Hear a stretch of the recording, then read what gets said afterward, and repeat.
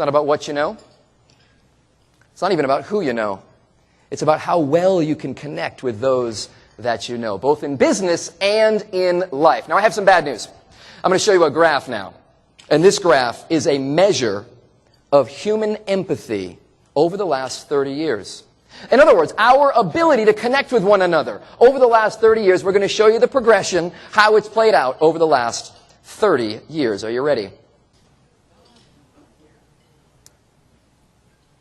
I don't know about you, but man, when I saw that, absolutely broke my heart. One of the things I want you to notice is at first it goes up.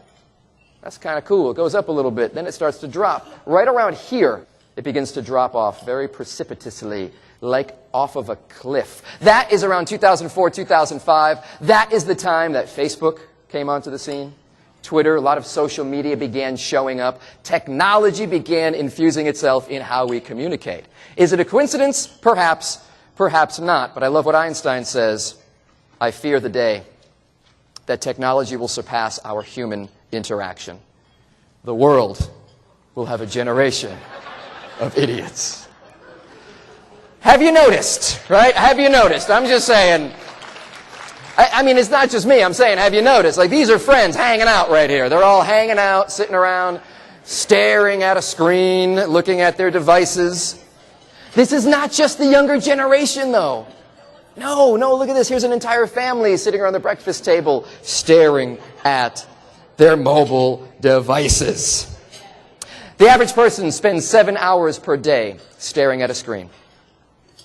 7 hours per day staring at a screen. Is it any wonder that we're losing this human interaction, this human connection? Is it any wonder that the number one skill that's valuable in the workplace, but also in life, is disappearing? Faster than our world's most endangered species, it's disappearing.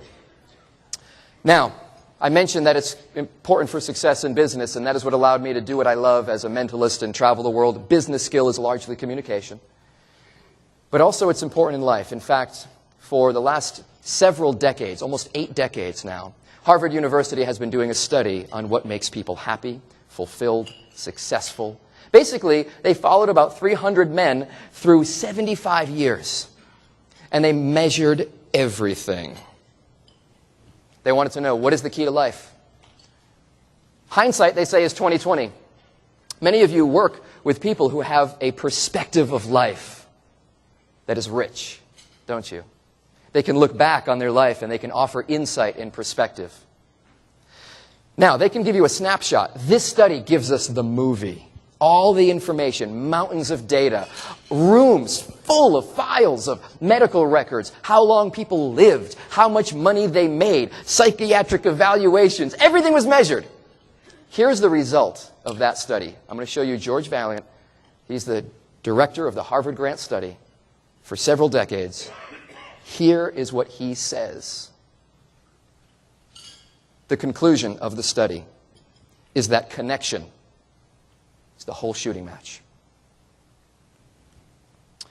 The more areas in your life you can make connection, the better. Full stop. How many times have you seen somebody just in their last moments of life and they say things like, please just go back to my office and get my college degree. It's hanging on my wall. I want to hug it one last time. Please wheel me into my dream car in the garage so I can sit in my dream car for one last moment. Do people say, bring me back to the office, one more day of work, that's all I need? No. At the end of our lives, what matters in those moments is the connections we've built or the connections we've neglected. The people in our lives. That's what matters then. And if that's what is going to matter then, shouldn't that be what matters now? Yes?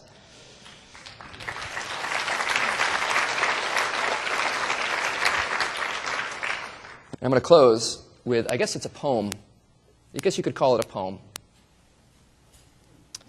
It's a poem that I wrote called My Connection. And I'll go ahead and read it to you. My connection. Nothing is more valuable than my phone. I don't need face-to-face interaction. I've realized I crave digital consumption more than human connection. What matters is my perspective versus your perspective. Things are not how they used to be. I've learned that people aren't concerned about empathy. The average person is staring at a screen for 7 hours per day. The best things in life aren't happening later. Things need to happen now. We can't make change in this world. We can't make change in this world later. Things need to happen now. The best things in life aren't happening staring at a screen for 7 hours per day. The average person is concerned about empathy. I've learned that people aren't how they used to be. Things are not your perspective versus my perspective. What matters is human connection more than digital consumption. I've realized I crave face-to-face interaction. I don't need my phone. Nothing is more valuable